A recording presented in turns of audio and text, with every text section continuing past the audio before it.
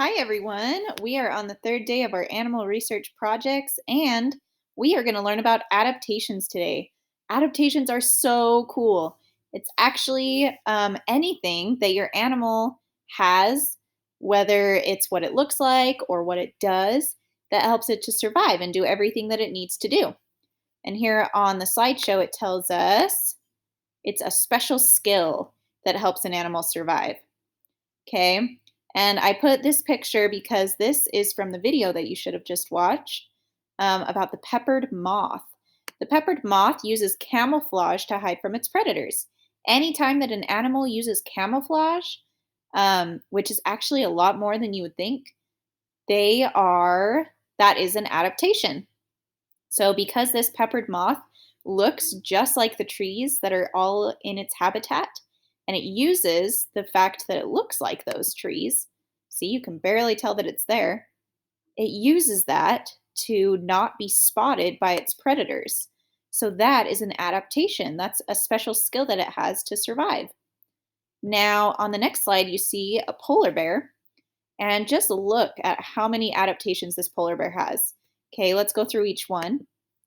It has small ears so that it reduces heat loss because it's really, really cold where this polar bear lives, right? So it has those small ears so that it doesn't let off so much heat. It can kind of keep the heat to itself a little bit better that way.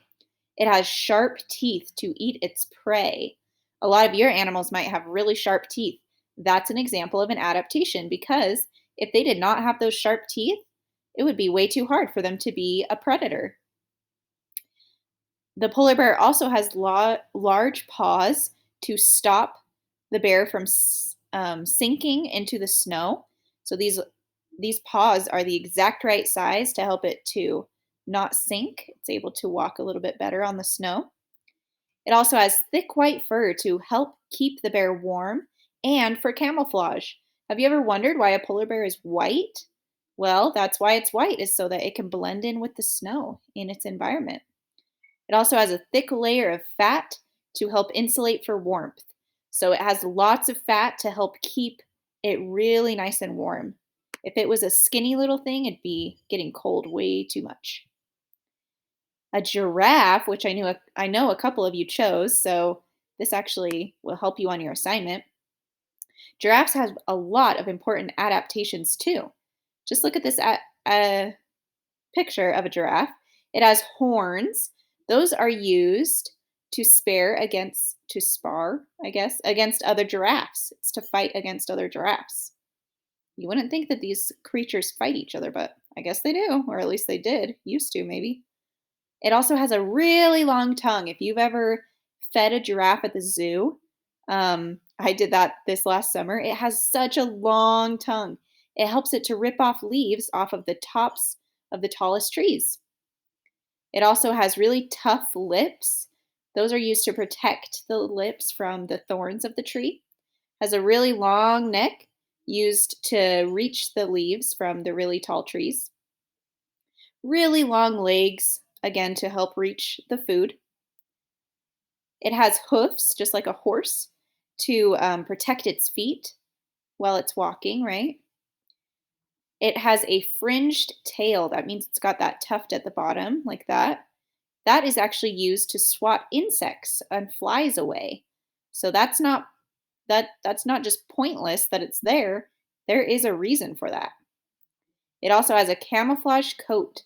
So it this giraffe lives in the savannah, right? Any giraffe that is not living in the zoo lives in the savannah. And these colors can all be found in the savannah. So while it's walking around, it's a little bit harder to spot because it kind of blends in. All right, the last animal we're going to talk about is this brown bear. Brown bears hibernate in cold weather. This helps them to survive in winter when food is hard to find. So the fact that this bear hibernates, that's actually a special skill that it has. That means that's an adaptation. Brown bears have powerful arms and legs with sharp claws. That is, again, it has a reason. It is to dig for food in logs and dirt. Brown bears have an excellent sense of smell to help them find their prey. And brown bears' claws are sharp and curved. This helps them to catch fish. So, all of those things that this brown bear has, all those special skills, they serve a purpose. Their purpose is to help them survive in their environment, one way or the other. All right, I'm going to go through the questions with you, and I'm going to use the octopus again to help you answer these questions, and you will use your own animal to answer the questions. The first question says, what does your animal look like? Be very specific, type at least 3 sentences.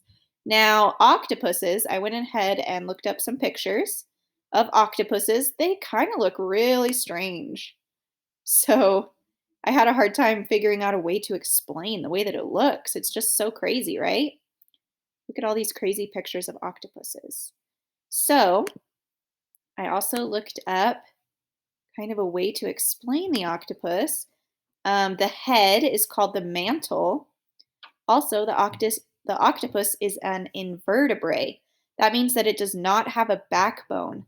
That's how it kind of floats through the ocean. And then it has 8 legs that surround the head. Those are called the tentacles, right? Okay, so that gives me a better idea. I've done some research here, just like you will do about your animal. So I can write my 3 sentences. What does my animal look like? The octopus has a really big head and 8 tentacles. It also is an invertebrate. That's a new word for me. An invertebrate does not have a backbone. So it does not have a backbone. Okay. Fix the spelling on that word. Also, because I have to type at least 3 sentences, remember. So the octopus has a really big head, 8 tentacles, it's an invertebrate, it does not have a backbone. It also has, did you see the right here? It has all of those suckers, right? Underneath all of its tentacles. It also has those really big bulging eyes. It also has big bulging eyes and lots of suckers on its tentacles. All right, there's my 3 sentences, so I can move on to the next question. Why do you think it's important that it looks this way? Does this help them to survive in their habitat? Tell me why. Okay, it is important that the octopus is an invertebrate because it helps it to glide through the ocean easier, right? It is also important that it has 8 tentacles because it helps it catch its food. Because remember from yesterday, my octopus is a meat eater. It's a carnivore, right? Okay, and I can go into way more detail. You have this whole big box to type all of your information about your animal, okay? And then what special skills does your animal have that helps it to survive? Now I'm going to open up Google and I'm going to ask Google a question. I'm going to say, how does an octopus, actually, I'm going to just say octopus adaptations. Okay. And right up here, it'll tell me kind of an answer. Octopuses can use camouflage, which is when an animal blends in with its surroundings. They can change their own color and texture to hide. If they're attacked, they can use poisonous chemicals to hide from predators and kill their prey. As a last resort, they can even lose an arm and later regenerate, which means regrow it. So that is a lot of really cool adaptations that an octopus has. Now, I am just so that this video isn't so long with me typing, I'm just going to copy and paste it on there, okay? Just to let you know that you do need to fill up your space on each question. The whole box does not have to be filled as long as you, like at the first question, type at least 3 sentences and make sure on the other questions that you're typing a lot of good information because on Friday you have to put all this information onto your poster board or onto your slideshow, and you'll be telling your classmates all about how cool your animal is. Okay, so make sure you answer all three questions and do as much research as you can, more research than what I just showed you. And then you'll be all done with this assignment.